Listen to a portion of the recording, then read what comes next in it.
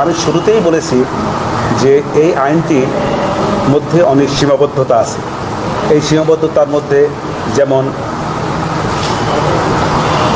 মূল আইনের সাক্ষ্য আইন, তারপরে সিআরপিসি, তারপরে আর অনেক কিছু বিভিন্ন জায়গায় এটার একটা সীমাবদ্ধ করে রেখেছে। সেটা যেই করুক, শেখ হাসিনা আমলে সরকার করুক অথবা বর্তমান সরকারই করুক, এইরকম একটি আইনে যখন কোনো আসামির বিচার হয় সেই বিচারটা প্রশ্নবিদ্ধ থেকে যায়। একটি বিচারের অর্থ হলো এই যে তাকে সর্বপ্রকারের সুযোগ সুবিধা তাকে দিতে হবে।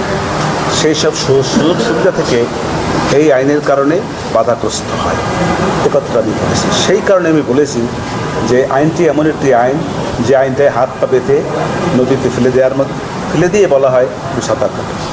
এই সাঁতার কাটা কতখানি সম্ভব এটা রাষ্ট্রের এই ট্রাইব্যুনালের কাছে আমি ছেড়ে দিয়েছি।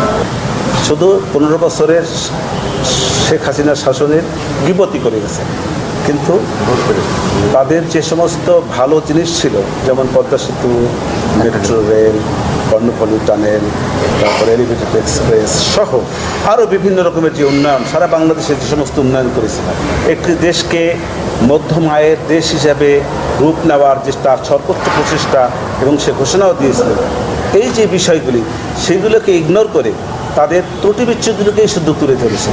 অতএব শুধু এখানে বিচার্য বিষয় হলো এই ট্রাইব্যুনালের যে balance of convenience and inconvenience.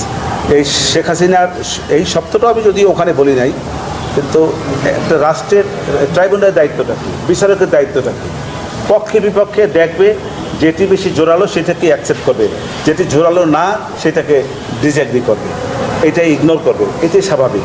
আমি সেই সব কথাগুলোই ওখানে বলার চেষ্টা করেছি, আমি বোঝানোর চেষ্টা করি। আমি মনে করি সাবেক প্রধানমন্ত্রী শেখ হাসিনা একজন নিরাপরাধ ব্যক্তি এবং তার বিরুদ্ধে যে সমস্ত চার্জ আনিত হয়েছে সেই চার্জগুলি সঠিক নয় এবং সাক্ষ্য প্রমাণেও তা প্রমাণ করতে সক্ষম হন নাই।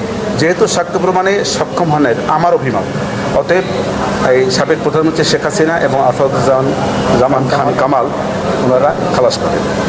এটা আমার